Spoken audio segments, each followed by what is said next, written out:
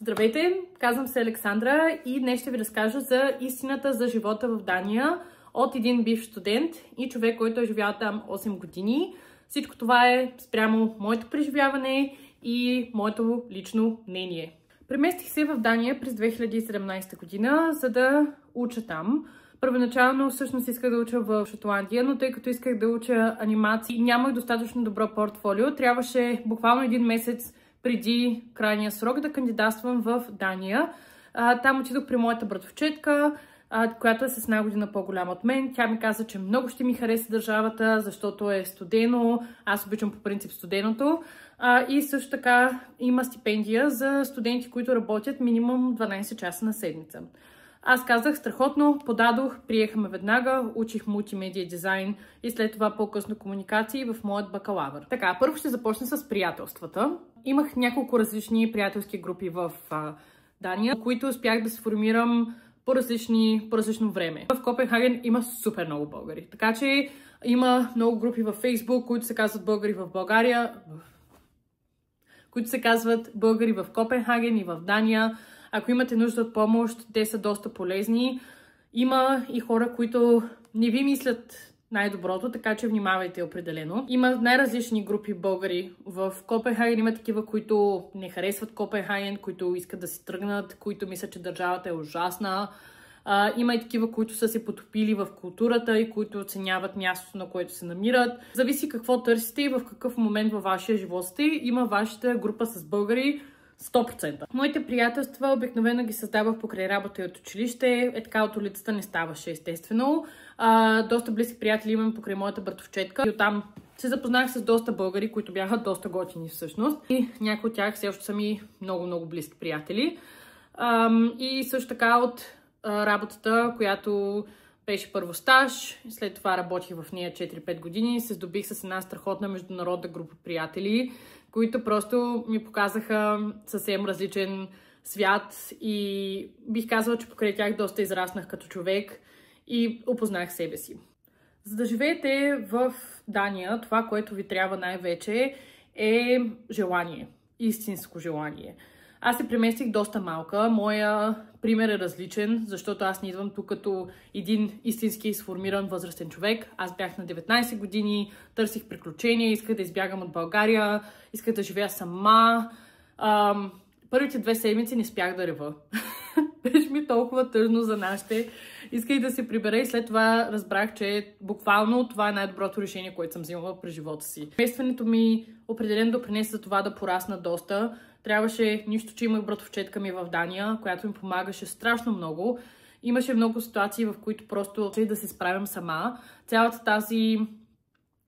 тази самостоятелност, която научих от Дания, завинаги ще съм благодарна. Просто беше наистина страхотно. Важно е тук да спомена, че да намериш място, къде да живееш в Дания е трудно. Няма да лъжа, абсолютен кошмар е.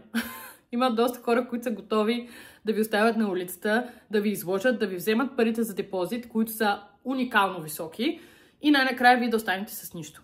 Няма да ви лъжа, наистина доста грозна е картинката. На мен не ми се е случвало. Да, имала съм ужасни ситуации с квартиранти, особено с едни словаци. В смисъл, хвърляли са торта по мен. Така че с тавата, не само тортата. Ответе се за това, че определено ще делите жилище.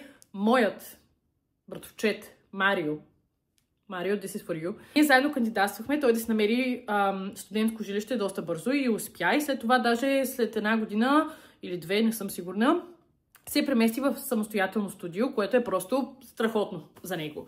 Така че това е възможност, това е опция. Ако имате нужда от помощ, между другото, винаги може да ми пишете. Това, което бих ви посъветвала преди да заминете още за Дания, е да кандидатствате, ако сте студент, за студентски жилища. Или ако сте не студент, да се опитате да намерите през групите място, къде да живеете. Пак казвам, моля ви, много внимавайте. Има супер много лъжци от всякакви държави, които ще се опитат да ви вземат парите. Така че, ако има как да проверите, моля, проверете възможно най-внимателно. За да работиш в Дания, просто трябва да се работи. Това е истината. Има работа за всички, има работа във всякакви индустрии. Естествено, Ако си късметлия с връзки, може да започнеш в много яка компания, като стаж или студентска работа. Ако не, може да започнеш от там, откъдето много от ние сме започнали. Може да започнеш като чистач, мияч, продавач в магазин, кафене, сервитьор, каквото и да е. Наистина може всичко. И страхотното на тази държава е наистина, че ако работиш 12 часа като студент, получаваш стипендия, която ти помага доста, особено да си плащаш наем и всякакви твои неща и отделно си имаш паричките, нали, които си спечелил от работа. Заплатите в Дания. Най-различни. Зависи дали работите по час, в коя индустрия работите. Аз работих като стажант в компания за часовници. След това работих на няколко други позиции в същата компания, където определено се възползваха от това, че съм човек от Източна Европа. Много компании ще се опитат да ви предложат по-малко пари от това, което заслужавате, защото е като все едно ви дават шанс за това да работите в тяхната държава, в такава уникална компания. Не. Но разбираме какво е да нямаш избор. На мен ми се налагаше, правих го, работила съм за много по-малко пари, отколкото ми се налага. Това е положението. Език, английски основно. По мое време имаше доста места с английски. Знам, че малко политическия живот в Дания в момента е интересен. Това, което е важно според мен, е ако търсите работа в сферата на обучването, е да имат юнион. Юнионите са много важни, защото по този начин, ако работите след 5, ви плащат повече. Ако работите през уикендите, ви плащат повече, уважават празниците и ви плащат за тях и така нататък. Така че ако мога да ви посъветваме на нещо, определено това е да кандидатствате на място с юнион. Да, ако работите на черно, ще ви плащат повече пари, тъй като не трябва да плащате данъци, но шансът да ви излъжат и да ви вземат парите или да не ви платят или да се държат с вас ужасно е много голям. Поне да се държат с вас ужасно, но да ви плащат каквото заслужавате. Нещо много важно. Парите не падат от небето в чужбина. Не падат.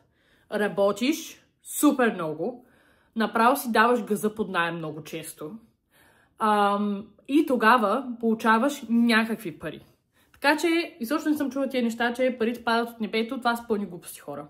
Парите си идват, като си работиш за тях. Окей? И последното нещо, което може би доста от вас ви интересува, може би не, ще направя отделно видео за това, е всъщност романтичният живот в Дания.